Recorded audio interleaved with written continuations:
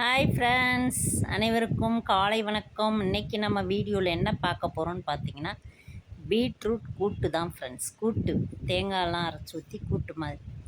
அதுக்கு நான் இப்போ 2 பீட்ரூட் எடுத்திருக்கேன். அதை ஓரளவுக்கு மீடியம் சைஸாக நறுக்கிக்கங்க. ரொம்ப பொடுசாக நறுக்க தேவையில்லை.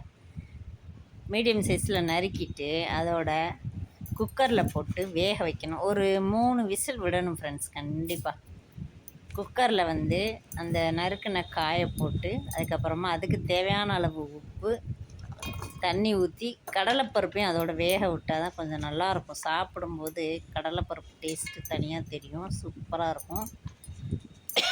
அதனால் இப்படியே எல்லாத்தையும் போட்டு ஒரு 3 விசில் வைக்கணும் ஃப்ரெண்ட்ஸ். வச்சுட்டு இப்போ நம்ம அரைக்கிறதுக்கு என்னென்னு பார்த்துடலாம். தேங்காய், சோம்பு, சின்ன வெங்காயம், மிளகாய் வத்தல், இந்த 4ஐ நல்லா வலுவலுன்னு நல்லா அரைக்கணும் ஃப்ரெண்ட்ஸ்.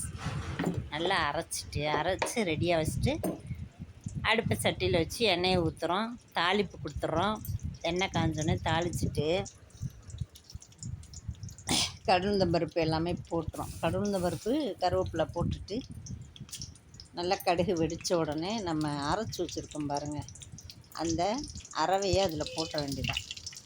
போட்டு அதுக்கு தேவையான அளவு உப்பு கொஞ்சமாக போடணும், ரொம்ப போட்டுறக்கூடாது. ஏன்னா ஏற்கனவே நம்ம காய் வேக வைக்கிறதுக்கு உப்பு போட்டு தான் வேக வச்சுருக்கோம். அதனால் இந்த மசாலாவுக்கு மட்டும் அளவாக உப்பு போட்டால் போதும்.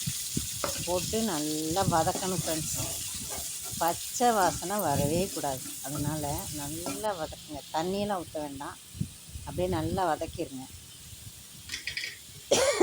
தண்ணியே இதுக்கு தேவையில்லை. நம்ம காய் வேக வச்சோம் பாருங்கள், அந்த தண்ணியே போதுமானது. அந்த தண்ணியவும் நம்ம வேஸ்ட் ஆக்கிடக்கூடாது, அதுதான் நல்ல சத்தும் கூட. அதனால் காய் எல்லாத்தையும் போட்டுட்டு கடைசி அந்த வேக வச்ச தண்ணியை அதோடு ஊற்றிடுங்க. அதோடு ஊற்றிட்டு எல்லாத்தையும் ஒன்றா ஒரே மிக்ஸோட நல்லா கிண்டி விட்டு ஒரு 5 நிமிஷம் மூடி வச்சுருங்க. உப்பு உரப்பு எல்லாம் சேர்ந்து செம்ம டேஸ்ட்டாக ரெடி ஆயிரும். 5 நிமிஷம் மூடி வச்சுட்டு எடுத்திங்கன்னா பீட்ரூட் கூட்டு ரெடி. இது நம்ம சப்ஸ்கிரைபர் கேட்டாங்க ஃப்ரெண்ட்ஸ், அதுக்காக இந்த வீடியோ போட்டேன். நீங்களும் எல்லோரும் அவங்கவுங்க வீட்டில் செஞ்சு சாப்பிடுங்க.